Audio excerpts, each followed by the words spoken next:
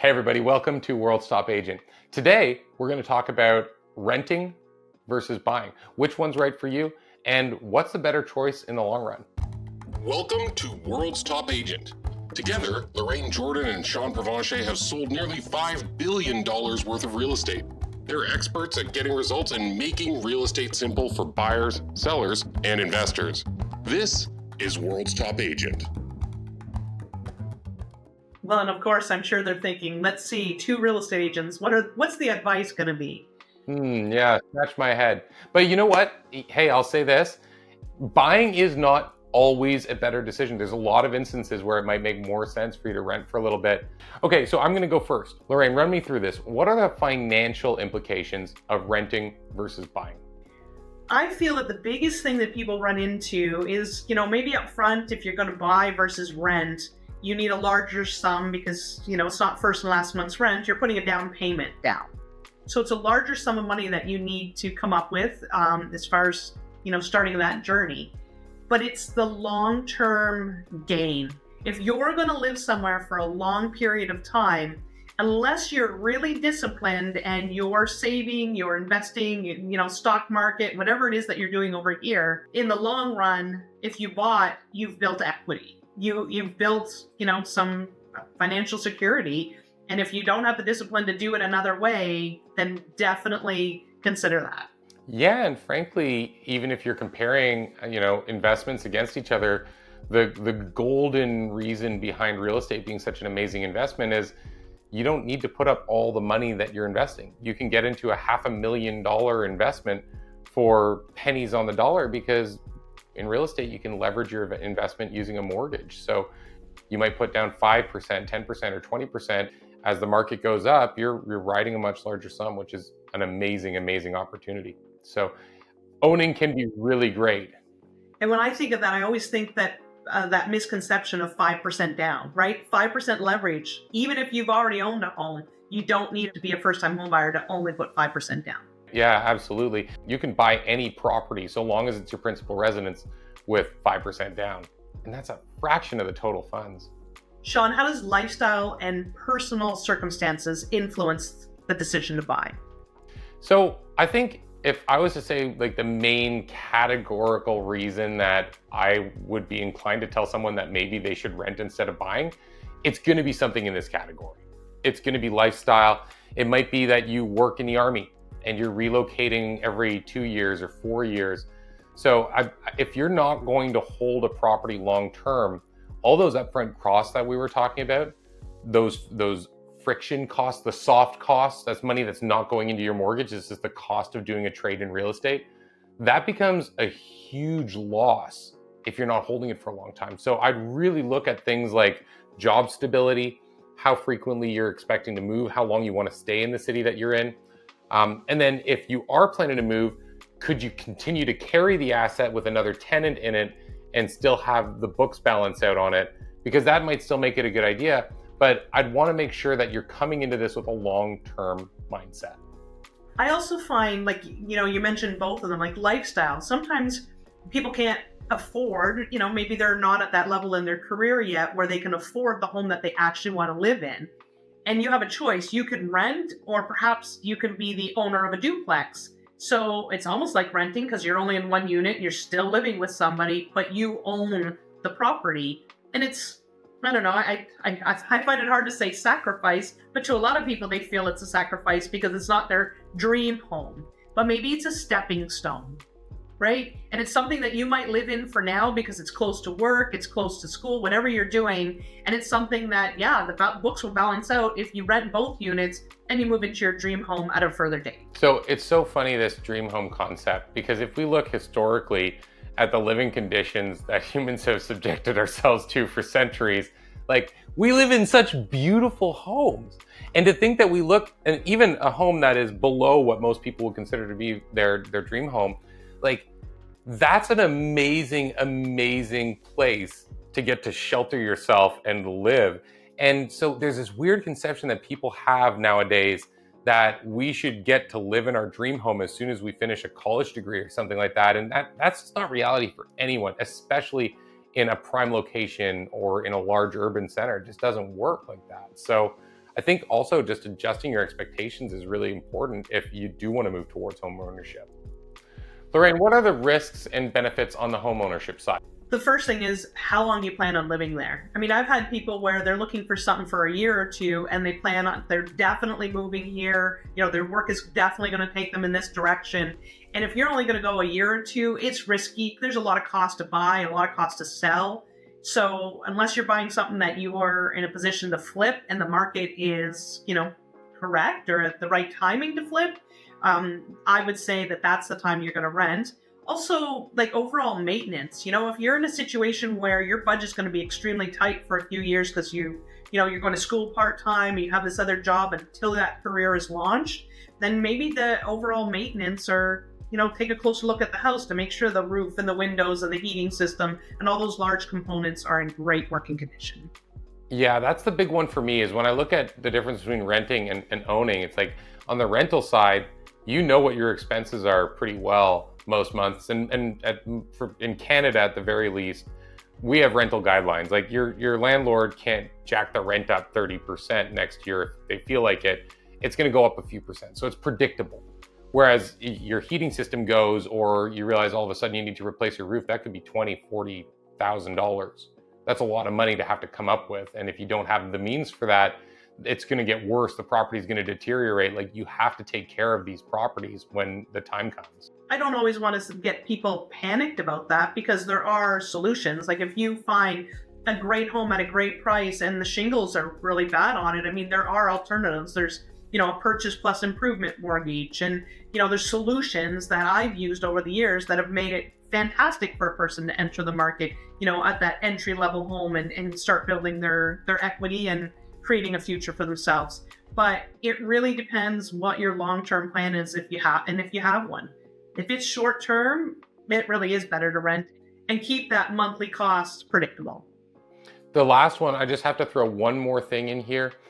If we're looking at like the risks and benefits of ownership, like you were saying, there's often solutions to problems that are common in these kind of situations. And one thing I encourage everyone is, if you're buying a property, know what your plan B is, know what your plan C is. So say you buy that duplex. Well, what if you have to go move and take care of your parents? Will you be able to rent the place out and it cash flows? What if you want to stay in the property, but you lose your job? Could you rent out a few rooms in your suite and still make the bills get covered? So know what your next 2 or 3 chess moves are going to be when things start going south, and you can figure this all out in advance. It's just some simple math. Well, and having a conversation, like look at all the different examples we're throwing out. When you're dealing with this on a regular daily basis, you've come across ideas that people have used or strategies that you've implemented with people, and we've taken away the pressure, we've taken away the guesswork. Sean, how does renting offer flexibility, and what are the potential drawbacks? The obvious drawback with renting is that all of that money is leaving your bank account and going into someone else's bank account. If you're paying down your mortgage, a portion of that, definitely not the biggest portion of it, but a portion of that goes back into your savings. You're in ownership of an asset in a market that over time historically has proven to always go up. It's going to have some variability, but the greater trend always is in a positive direction in the real estate market. So the obvious benefit is just simply that you're going to improve your net worth by owning real estate. With renting, I think the big thing is flexibility. So if you're in a rental property, you have less responsibilities. You can leave with less notice. You don't have to worry about what your exit price is going to be, right? Like if the market tanks and you sell because you have to sell, you're forced to sell, you're going to maybe realize a loss in some situations. If the market tanks and you leave your rental, well, that's the landlord's problem, not your problem. So I think it really just comes down to kind of understanding that it gives you that freedom, but there is a cost for it. Well, I think that's something we didn't talk about. We discussed, if they're planning on staying, or going, like what that time frame looks like.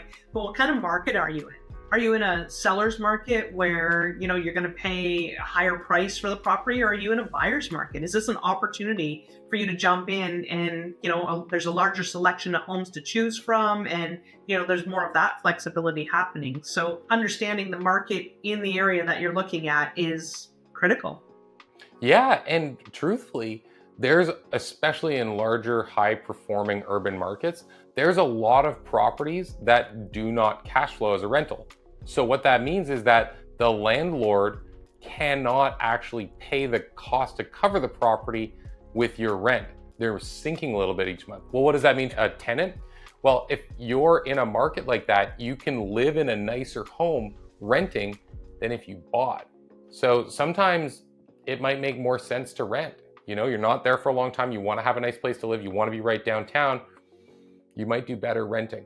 Now, there's another option a lot of people don't look at. If they want to be invested in the real estate market, but they can't afford to buy the home that they want to live in, or the numbers otherwise don't make sense, you can always rent where you want to live and then invest somewhere else and use the rental income from that other property to offset what you're paying where you're living.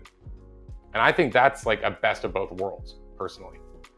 Well, and best of both worlds, I think one of the things that I've seen a lot of, and maybe you've experienced as well, is people relocating to areas where they can afford a home. You know, maybe they don't need to live downtown Toronto or Vancouver, and there are some other areas and locations that offer different lifestyles, and the prices are more aligned with, you know, what they want to spend or what they can afford monthly. 100% agree. Okay, you ready? The last one. What should an individual consider when deciding between renting and buying in a local market? I really feel they need to consider what's happening. Like, they need to meet with somebody locally that they build a relationship with, they trust, you know, they can see that they're, you know, doing a lot of business in the area. So they're really entrenched in that local market, and ask them some questions around renting versus buying. And, you know, what does that look like? What are common rents going for right now? Is that high? Is it low? Are there a lot available? And same with the homes. And just really understanding what's happening and what the opportunities are. I mean, if you're a buyer and you hear it's a buyer's market, like, hello, that's a good sign. Reach out, ask some more questions, find that bargain in the home that you're looking for. If, you know, it's a seller's market and you can't find anything, it's going to be a little bit harder to find rentals, but, you know, maybe sometimes it's sacrificing a little bit into something that's not perfect so that you don't get too comfortable and you still move on with the long-term investment of real estate. Because in the end, long-term, real estate's king. And I'm going to say that last point you made is really the one that's a cincher for me.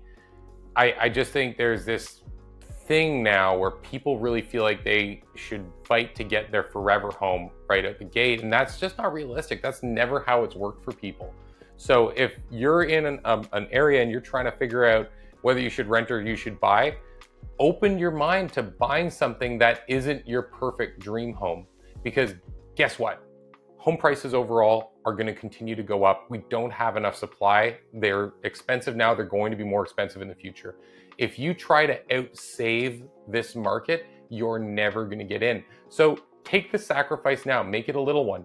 Don't expect to get straight into your dream home the first time you purchase, but instead maybe say, I'm going to have to move up a couple times. I did. I bet you did too, right? Most people move through a few homes to get into their eventual home. And the way that starts is by moving into something that's in an area a little bit outside of where you thought you wanted to be, or maybe it's a home that needed some repairs, or maybe you sucked it up and you bought something that was a little more expensive than you were comfortable with, but you had a rental that helped you offset things, and you can move the tenants out down the road and stay in the home. No matter what, you're better off taking a small sacrifice now and getting into something that's going to make you really happy in the long run than holding out because of ego and never getting into the market. I think that covers our tip for today, Sean. It's definitely, like you said, a great agent's going to tell you if you should be, or suggest, recommend, if you should be renting or buying in the local market that you're looking, after asking you a few questions, you know, sharing what's happening and just kind of seeing the big picture. So we love to share. We love to, you know, relay our experiences to you. So we're going to continue to do that. We would love you to share, like, and just help us reach more people and make a bigger impact. And as always, if you want to get in touch with us, there's a link below in the description you can use to do that. Please subscribe so you don't miss anything we've got coming up, and we'll see you on the next one.